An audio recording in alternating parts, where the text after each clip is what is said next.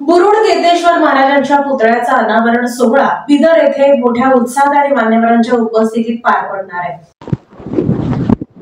कर्नाटकातील बिदर येथे 12व्या शतकातील संतश्रेष्ठ बुरुड केतेश्वर महाराजांची समाधी आहे। या समाधीस्थळावर बसवण्यात आणि लोकार्पण 29 डिसेंबरला करण्यात येणार आहे, अशी माहिती निमंत्रक दशरथ वडतेले यांनी दिली आहे। त्या दिवशी तेथे दिवसभर भरगच्च कार्यक्रम होणार आहेत। सकाळी 9 वाजता ओल्ड सिटी बुरुड गल्ली येथून संत बुरुड केतेश्वर महाराजांच्या पुतळ्यासह भव्य सवाद्य शोभायात्रा काढण्यात येणार आहे।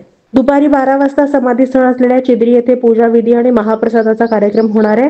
दुपारी 3 वाजता सभागृहात मुख्य कार्यक्रम होणार आहे। या कार्यक्रमात चित्रदुर्ग येथील मठाधिपती इम्मडी बसव केतेश्वर महाराज, भालकीच्या हिरेमठ संस्थानचे प्रमुख डॉक्टर बसव पट्टदेवरू, कर्नाटकचे मंत्री वनमंत्री ईश्वर खंड्रे, शिवसेनेचे नेते चंद्रकांत खैरे, आमदार हरीशजी पिंपळे, आमदार किशोरजी जोरगेवार आणि राज्यातील बुरुड समाजाचे नेते, महाराज, आमदार, खासदार, लोकप्रतिनिधी उपस्थित राहणार आहे, असं दशरथ वडतिले यांनी सांगितलंय।